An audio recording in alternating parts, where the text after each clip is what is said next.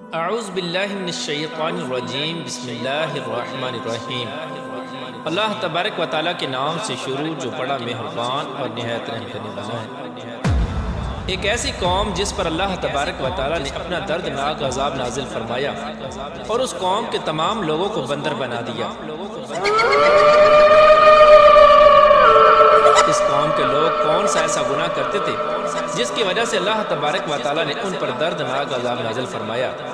اور یہ لوگ بندر بننے کے بعد کتنی دیر زندہ رہے اور پھر ان کو کس قدر دردناک موت آئی۔ جب یہ لوگ بندر بن گئے تو یہ لوگ اپنے عزیز و اقارب کو دیکھ کر ان سے کیا کہتے تھے، اور کیا آج کے دور میں پائے جانے والے بندر اسی قوم کی نسل میں سے ہیں؟ ان تمام تر سوالات کے جوابات قرآن و حدیث کی روشنی میں آج کی اس ویڈیو میں ہم آپ کو بتائیں گے، لہٰذا آپ سے گزارش ہے کہ ہماری اس ویڈیو کو اینڈ تک ضرور دیکھیے گا۔ انسانوں کے بندر بننے کی ابتدا حضرت داؤد علیہ السلام کے دور سے ہوئی۔ اس واقعے کا پس منظر کچھ یوں ہے۔ حضرت داؤد علیہ السلام اور ان کی قوم سمندر کے کنارے ایلا نامی گاؤں میں رہتے تھے، اور ان کی تعداد 70,000 کے قریب تھی۔ یہ قوم بڑی ہی خوشحال تھی اور اللہ تبارک و تعالیٰ کی فرما بردار قوم تھی۔ اس قوم کو اللہ تبارک و تعالیٰ نے بے شمار نعمتوں سے نوازا تھا۔ ہر طرف سرسبز و شاداب باغات اور ہر طرف ہریالی ہی ہریالی تھی، اور اللہ تبارک و تعالیٰ کی بے پناہ کرم نوازی تھی۔ یہ لوگ اپنی اس زندگی میں بہت ہی خوش تھے۔ حضرت داؤد علیہ السلام کی قوم چونکہ سمندر کے کنارے رہتی تھی تو اللہ تبارک و تعالیٰ کا ان پر یہ خاص کرم تھا کہ سمندر کے اس کنارے پر بے پناہ مچھلیاں آتی تھیں جن کا یہ لوگ کاروبار کرتے تھے اور بہت ہی خوشحالی والی زندگی گزارتے تھے۔ جب یہ قوم اللہ تبارک و تعالیٰ کی نعمتوں کی وجہ سے خوشحال ہو گئی تو اللہ تبارک و تعالیٰ کی نافرمانی پر اتر آئی اور طرح طرح کے گناہوں کے اندر مبتلا ہو گئی۔ اور پھر ایک دن اللہ تبارک و تعالیٰ نے اس قوم کا امتحان لینے کا ارادہ کیا اور حضرت داؤد علیہ السلام کو وحی بھیجی کہ اپنی قوم سے کہہ دیں کہ وہ سنیچر کے دن یعنی ہفتے والے دن مچھلی کا شکار کرنا بند کر دیں۔ اس طرح اللہ تبارک و تعالیٰ نے حضرت داؤد علیہ السلام کی قوم پر ہفتے والے دن مچھلیوں کا شکار حرام فرما دیا، اور پھر یہاں سے اس قوم کی بربادی شروع ہو گئی۔ حضرت داؤد علیہ السلام نے اپنی قوم کو بتایا کہ اللہ تبارک و تعالیٰ نے ہفتے والے دن مچھلیوں کے شکار کو حرام قرار دے دیا ہے، تو وہ لوگ بہت ہی زیادہ پریشان ہو گئے اور ساری قوم سر جوڑ کر بیٹھ گئی، کیونکہ ہفتے کا دن ہی وہ دن تھا جس میں مچھلیاں وافر مقدار میں آتی تھیں اور خود بخود کنارے پر آ جاتی تھیں، اور باقی دن ایسے تھے کہ بہت کم اور نہ ہونے کے برابر مچھلیاں پکڑی جاتی تھیں۔ اس قوم کا گزر بسر چونکہ مچھلیوں کے شکار پر تھا، اس وجہ سے اللہ تبارک و تعالیٰ کا یہ حکم سن کر یہ قوم پریشان ہو گئی۔ یہ نہیں جانتے تھے کہ اللہ تبارک و تعالیٰ کی طرف سے یہ ایک آزمائش ہے۔ پھر ایک دن شیطان نے ان کو وسوسہ ڈالا کہ سمندر سے نالیاں نکال کر خشکی میں بڑے بڑے حوض بنا لیے جائیں۔ جب ہفتے والے دن مچھلیاں آئیں گی تو وہ نالیوں سے ہو کر ان بڑے بڑے حوضوں میں آ جائیں گی، اور اس طرح پھر ان نالیوں کا منہ بند کر دیا جائے، اور پھر اگلے دن یعنی اتوار والے دن ان کو پکڑ لیا جائے۔ شیطان نے اس قوم کے لوگوں کو برگلایا کہ اس طرح ہم ہفتے والے دن شکار سے بھی بچ جائیں گے اور مچھلیاں بھی ہاتھ آ جائیں گی اور وہ بھی پکڑی جائیں گی۔ بہت سے لوگوں کو یہ ہلا بازی اچھی لگی اور انہوں نے ایسا کرنا شروع کر دیا اور سمندر سے چھوٹی چھوٹی نالیاں نکال کر بڑے بڑے حوضوں میں ڈال دیں، جس کے ذریعے وافر مقدار میں مچھلیاں ان حوضوں میں داخل ہو جاتی۔ اس قوم کے بدبخت لوگوں کو شیطان کا یہ ہیلا بہت پسند آیا، لیکن اس قوم نے یہ نہ سوچا کہ جب مچھلیاں سمندر سے حوض میں آ کر قید ہو گئی تو پھر مچھلیوں کا شکار ہی ہو گیا، اس لیے یہ شکار بھی ہفتے والے دن ہی قرار پایا جو اللہ تبارک و تعالیٰ نے حرام قرار دیا تھا۔ اس موقع پر یہودیوں کے 3 گروہ ہو گئے۔ کچھ لوگ ایسے تھے جو شکار کے اس شیطانی ہلے سے منع کرتے تھے اور ناراض و بیزار ہو کر شکار سے باز رہے، اور کچھ لوگ اس کام کو دل سے برا جان کر خاموش رہے، لیکن انہوں نے شکار نہ کیا اور دوسروں کو منع بھی نہ کرتے تھے، بلکہ یہ لوگ منع کرنے والوں سے یہ کہتے تھے کہ تم لوگ ایسی قوم کو نصیحت کرتے ہو جنہیں اللہ تبارک و تعالیٰ ان قریب ہلاک کرنے والا ہے اور ان پر اپنا دردناک عذاب نازل فرمانے والا ہے۔ اور اس قوم کے کچھ لوگ ایسے تھے جو سرکش اور نافرمان لوگ تھے،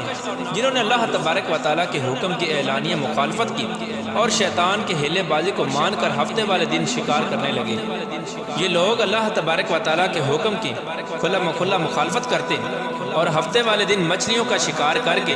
ان کو کھایا کرتے اور بیچا کرتے۔ پیارے دوستو، حضرت داؤد علیہ السلام کی قوم کے 1200 ایسے نافرمان افراد تھے جو منع کرنے کے باوجود بھی ہفتے کو ان نالیوں کے ذریعے شکار کرتے رہے۔ حضرت داؤد علیہ السلام نے ان 1200 نافرمانوں کو اللہ تبارک و تعالیٰ کے عذاب سے ڈرایا کہ وہ اللہ تبارک و تعالیٰ کی اس نافرمانی سے باز آ جائیں، لیکن وہ لوگ باز نہ آئے اور کھلے عام شکار کرنے لگے۔ چنانچہ وہ لوگ جو اس بات کو برا جانتے تھے، ان لوگوں نے اپنے اور ان نافرمانوں کے درمیان ایک دیوار کھڑی کر دی، جس کی ایک طرف وہ 1200 نافرمان رہتے تھے اور دوسری طرف وہ لوگ تھے جو شکار سے باز رہے۔ حضرت داؤد علیہ السلام نے اپنی اس قوم کے نافرمانوں کو بارہا سمجھایا، لیکن یہ لوگ اپنی نافرمانی سے باز نہ آئے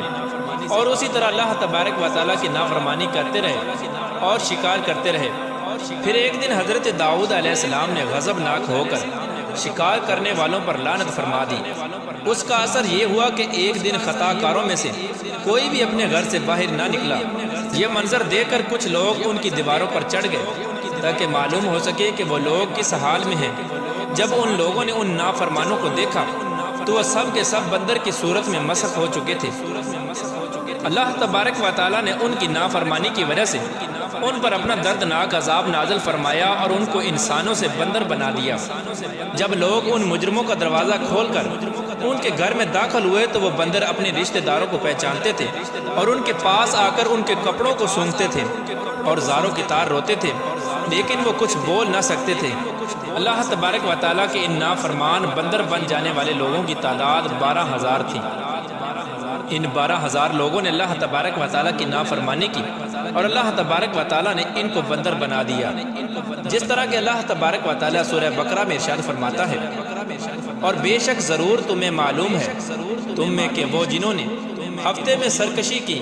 تو ہم نے ان سے فرمایا کہ ہو جاؤ بندر دھتکارے ہوئے۔ اس طرح حضرت داؤد علیہ السلام کی قوم کے 12,000 نافرمان بندر بن گئے۔ یہ لوگ 3 دن تک زندہ رہے اور اس دوران یہ کچھ نہ کھا سکتے تھے اور نہ ہی پی سکتے تھے، بلکہ یوں ہی بھوکے پیاسے سب کے سب ہلاک ہو گئے اور 3 دن کے اندر سب کے سب مارے گئے۔ اور وہ لوگ جو ان نافرمانوں کو اللہ تبارک و تعالیٰ کی اس نافرمانی سے منع کرتے تھے، اللہ تبارک و تعالیٰ نے ان کو اس عذاب سے سلامت رکھا، اور وہ لوگ جو اس شکار کو برا جان کر خاموش رہتے تھے، اللہ تبارک و تعالیٰ نے ان کو بھی اس عذاب سے سلامت رکھا۔ پیارے دوستو، اب بات کرتے ہیں کہ آج کے دور کے بندروں میں سے کیا کوئی بندر ان کی نسل میں سے بھی موجود ہے، یا آج کے دور میں پائے جانے والے بندر انہی بندروں کی نسل میں سے ہیں؟ اس کے متعلق روایات میں آتا ہے کہ حضرت عبداللہ بن مسعود رضی اللہ تعالیٰ عنہ سے روایت ہے کہ حضور پاک صلی اللہ تعالیٰ علیہ وآلہ وسلم سے کسی نے سوال کیا کہ آج کے بندر کیا حضرت داؤد علیہ السلام کی قوم سے ہیں؟ تو حضور نبی کریم رؤوف الرحیم صلی اللہ تعالیٰ علیہ وآلہ وسلم نے ارشاد فرمایا کہ اللہ تبارک و تعالیٰ جس قوم پر عذاب بھیجتا ہے یا ان کی شکلوں کو مسخ کرتا ہے تو یہ عذاب انہی پر ہوتا ہے جن پر وہ عذاب نازل ہوا تھا، اور اس کے بعد اللہ تبارک و تعالیٰ ان لوگوں کو ہلاک کر دیتا ہے اور ان کی آگے نسل نہیں بڑھتی۔ اس لیے یہ بات غلط ہے کہ کچھ لوگ یہ سوچتے ہیں کہ آج کے بندروں میں بھی حضرت داؤد علیہ السلام کی قوم کے بندر بننے والوں کی نسل موجود ہے۔ ایسا کچھ بھی نہیں ہے۔ وہ لوگ صرف اور صرف 3 دن زندہ رہے اور اس کے بعد سب کے سب ہلاک ہو گئے، اور اللہ تبارک و تعالیٰ نے اس قوم کے نافرمانوں کو صفحہ ہستی سے مٹا دیا۔